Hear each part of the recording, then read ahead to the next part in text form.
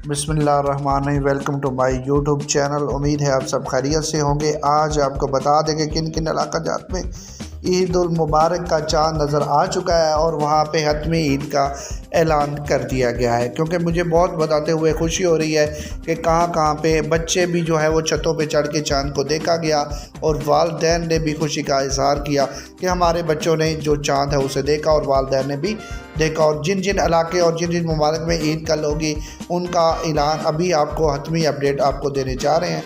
उससे पहले मेरी आपसे दरख्वास्त है, चैनल पे नए हैं तो सब्सक्राइब कर लीजिएगा, बेल आइकन को ऑल पे सेलेक्ट कर लें कि आने वाली तमाम वीडियो के नोटिफिकेशन आपको बर वक्त मिल सके।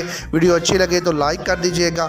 अच्छा जी, चलते हैं आज के टॉपिक की तरफ। आपको बताता चलूँ कि रोहित हलाल कमेटी के फैसले के मुताबिक अभी तक कुछ शहादतें मौसूल हो चुकी हैं, जिसके अंदर बांग्लादेश, उसके बाद श्रीलंका और इनके अंदर जो चाँद है वो नज़र आ चुका है। बाकी ममालिक के अंदर भी जैसे जैसे चाँद की शहादतें मौसूल होती हैं और हतमी फैसला गवर्नमेंट का जो फैसला होगा वो कुछ ही देर में मुमकिन है कि कुछ ही देर तक जो हतमी फैसला है वो आ जाएगा और आप लोग को चाँद के मुतल्लिक़ जो है वो शहादतें जो कंफर्म शहादतें हैं उसके मुतल्लिक़ मुकम्मल लगाई दी जाएगी। हमारे साथ इसलिए जुड़े रहें। और रोहित हलाल कमेटी का इजलास तमाम जो ज़िला हैं उनके अंदर जारी है और जैसे जैसे जो जहाँ से शहादत मौसूल हो रही है वो फौरी तौर पर हम आप लोग के साथ शेयर करते जा रहे हैं और आप लोगों को बताते जा रहे हैं कि ये यहाँ पे चाँद जो है वो नज़र आ चुका है। श्रीलंका और अभी बांग्लादेश के अंदर जो चाँद है वो नज़र आ चुका है।